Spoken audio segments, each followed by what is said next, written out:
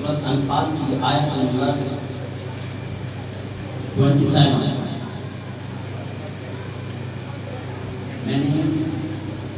اس کو بنیاد مانا اور اس میں رب تعالیٰ نے ارشاد فرمایا اے ایمان والو لا تخونوا تم خیانت نہ کرو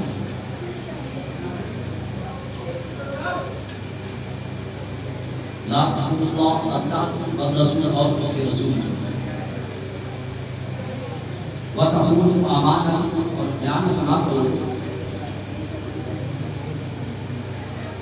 حالانکہ اور پھر فرمایا اپنی امانتوں کی خیانت نہ تین چیزوں کا ذکر ہے ایک اللہ کی خیانت نہ کرو ایک رسول کی خیانت نہ کرو تیسری چیز فرمایا کہ اپنی امانتوں کی خیانت نہ کرے آپ کے پاس کوئی بھی امانت ہے مال کی امانت ہے کسی کا راز کی امانت ہے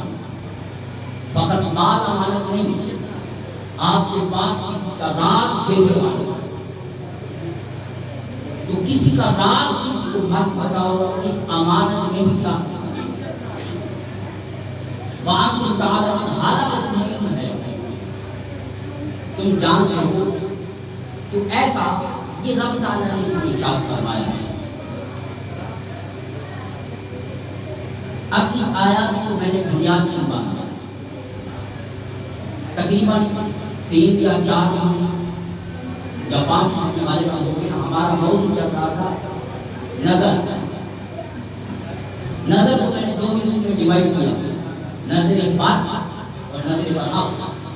یعنی نظر برحق کی اس کو پھر 2 حصوں میں ڈیوائڈ کیا ایک نظر سیاہ بد اور ایک نظر اہل نظر کی برحق یعنی 2 حصوں میں ڈیوائڈ کیا اس کے لیے میں نے جو حضرت یعقوب علیہ السلام اور حضرت یوسف علیہ السلام کے واقعے سے ایک آیات سے میں بنیاد بنائی اس سے آغاز کیا پھر اس کے بعد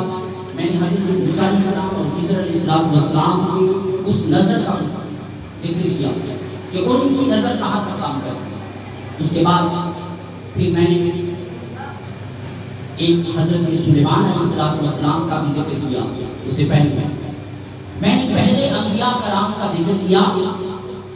بنی اسرائیل کے انبیاء کی نظر کا کمال بیان کیا ان کے اس دور کے اولیاء کا کمال بیان کیا تو اب میں چاہتا ہوں کہ ہم اپنے نبی کی نظر کا بھی کمال ذکر کرتے ہیں تو اس آیات کے اندر میں نے اس لیے اس آیات کو بنیاد مانا کہ نبی علیہ السلام کی نظر کہاں تک کام کرتی ہے اس آیات کا جو شان مذکور ہے اس سے ہمیں پتہ چلتا ہے نبی علیہ السلام کی کمال بشارت کمال نگاہ جو خدا کی عطا ہے وہ کیسے ہے رب تعالیٰ نے جو اس آیات کے شان مذکور ذکر کیا وہ ہے حضرت حاتم رضی اللہ تعالیٰ عنہ نبی علیہ السلام یہ غزوہ بدر جب ہوئی اس کا نشانی ہے غزوہ بدر کے متعلق آپ کو پتہ ہے غزوہ بدر جب واقع ابو سفیان مکہ سے شام کی طرف قافلہ مال تجارت کے لیے شام سے مکہ کی طرف لے کر آ رہا تھا آپ نے اسلامیات میں آپ کے ساتھ بھی بتایا ہوگا سنا ہوگا تو جبرائیل علیہ السلام نے آ کر خبر دی کہ ابو سفیان فلاں جگہ سے گزر رہے ہیں نبی علیہ السلام کے صحابہ کو ذکر دیا اس نے ایک صحابی کے حاتم رضی اللہ عنہ اس کو خبر دی اس نے مجھے بات سنی اس نے مکہ ابو سفیان کو پیغام کی بات دی کہ نبی علیہ السلام کو خبر پہنچ چکی ہے اور وہ آپ کا تعاقب کریں گے لہذا آپ اپنی دفاع کے لیے حکمت اختیار کریں پیچھے آ کر مکہ میں دیکھ دیں اپنا دفاع کریں تو اسی موقع پر ابو جہل نے 1000 کا لشکر لے کر ابو سفیان کے دفاع کیا حاتم نے جب یہ خبر دی آپ نے السلام اب تو میں پوائنٹ کا بتانے والا ہوں اس میں سے کہ نبی علیہ السلام کی نظر کا کمال کیا تھا. حضرت آپ علیہ السلام نے حضرت علی اور حضرت زبیر ابو مسعود نے 3 صحابیوں کو بلایا اور آپ نے فرمایا ایک عورت لیٹر لے کر مکہ کی طرف جا رہی ہے. مکہ اور مدینہ کے درمیان ایک مقام ہے, اس مقام کا نام ہے روضہ خاک. آپ نے فرمایا وہ سواری پر جا رہی ہے اور روضہ خاک کے مقام پر وہ عورت آپ کو ملے گی, ان سے لیٹر لے لیں. اب یہ مقام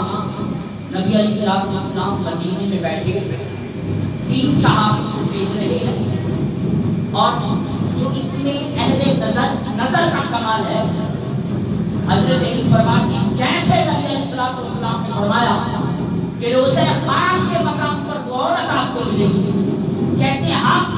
اسی روضہ خاک کے مقام پر ہماری سواری پہنچی اور اسی مقام پر جو مقام کا انتخاب آقا نے فرمایا اسی مقام پر ہم اس عورت کو پایا. آپ غور کریں, بیٹھے نبی علیہ السلام مدینے میں ہیں اور مکہ اور مدینہ کے درمیان ایک فاصلہ ہے, اس کے اندر ان کے درمیان میں ایک جگہ ہے. محمد مصطفیٰ مدینے میں بیٹھ کر وہ روضہ خاک کو بھی دیکھ رہے ہیں, سواری کا پہنچنا بھی دیکھ رہے ہیں, حضرت علی کا پہنچنا بھی دیکھ رہے ہیں. یہ تینوں چیزوں کو کمپیریزن کہہ رہے ہیں کہ یہ روضہ خاک کے مقام پر وہ عورت کو سے لیٹر لے. یہ کمال نظر تھی محمد مصطفیٰ کی. مدینے میں بیٹھ کر سواری کا مشاہدہ کرنا, مدینے میں بیٹھ کر سواری چلنے کا مشاہدہ کرنا, اس عورت کا مشاہدہ کرنا اور وہاں جگہ کا انتخاب کرنا, حضرت علی کو بھیجنا. یہ نظر ہے, یہ نظر خطاب جو مصطفیٰ کو رہا, یہ اہل نظر پایا. اور اس مقام پر حضرت علی فرماتے ہیں کہ ہم وہاں پہنچے اور لیٹر لے جاؤ. لیٹر لے کر آپ یہاں عقیدہ بھی چھوڑا ہو رہا ہے. آپ لوگوں کے لیے میں جہاں لفظ عقیدہ کا ذکر کرتا ہوں اس کو اپنے مائنڈ میں اور دماغ میں ڈال جاتے ہیں. یہ اہل جماعت کا ہمارا کہتے ہیں عقیدہ دیکھیں, یہاں عقیدہ ہمارا نہیں, جہاں صحابی کا عقیدہ ظاہر ہو رہا. کیسے صحابی نے حضرت علی نے جا کر لیٹر مانگا تو لیٹر سے انکار کیا. عورت جب لیٹر سے انکار کیا تو حضرت علی نے فرمایا کہ نبی علیہ السلام جو فرماتے ہیں وہ سچ بتا, نبی کا فرمان کبھی جھوٹا نہیں ہو سکتا. یا تو لیٹر لے, نہیں تو ہم آپ کی تلاشی لیتے. آپ عورت صاحب ہم بھی چاہتے کہ بیعت بھی ہو, یا تو لیٹر دے دیں یا تو پھر ہم کو تلاشی لیں گے, کیونکہ فرمان مصطفیٰ ہے.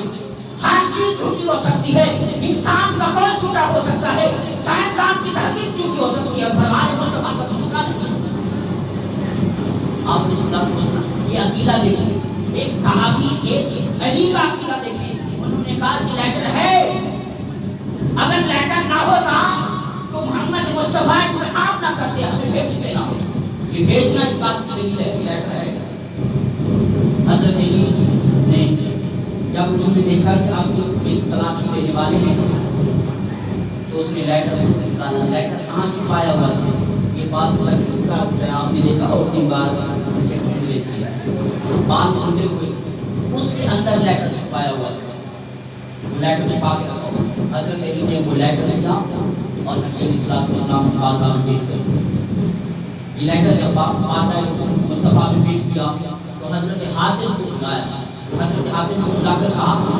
حضرت عمر اب یہاں عقیدہ اور بتا رہا ہوں. 2 صحابیوں کے درمیان عقیدہ دیکھیں. حضرت عمر کھڑے ہو جاتے ہیں, عرض کرتے ہیں آقا حاتم نے اللہ اور اس کے رسول کی امانت میں خیانت کی ہے, لہذا مجھے جانا چاہیے, میں ان کا سر طرف کرنا چاہتا ہوں. آپ نے السلام نے فرمایا, حضرت حاتم سے پوچھا, حضرت حاتم رضی اللہ تعالیٰ عنہ سے پوچھا آپ بتائیں کہ آپ نے یہ لیٹر بھیجا کیوں, آپ نے امانت میں خیانت کی. آپ عرض کرتے ہیں میں نے لیٹر اس لیے بھیجا, میں اللہ اور اس کے رسول سے ایمان سے گریزا نہیں تھا, ایمان سے انکار نہیں تھا, فقط وجہ یہ تھی کہ میں چاہتا تھا اہل مکہ پر میرا احسان ہو. کیوں؟ کہتے ہیں جتنے بھی لوگ ہیں جہاں مہاجرین آئے ہیں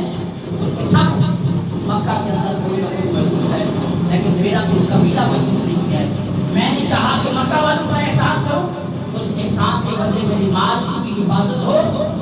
اور ساتھ میری مال دولت اور میری فیملی کی حفاظت ہو. اس حفاظت کی وجہ سے میں نے یہ لیٹر بھیجا ہے, یہ پیغام لکھا تاکہ انسان آپ نے حضرت عمر نے جب یہ کہا کہ میں چاہتا ہوں کہ میں کثرت قلم کروں, آپ نے اسلام کو فرمایا دین کی وجہ قابل قبول ہے, ایمان سے گریزہ نہیں ہے, یا اللہ اور اس کے رسول سے گریزہ نہیں ہے, فقط یہ وجہ تھی. اس وجہ سے آپ نے اسلام نے حضرت عمر کو کہا کہ آپ پہلے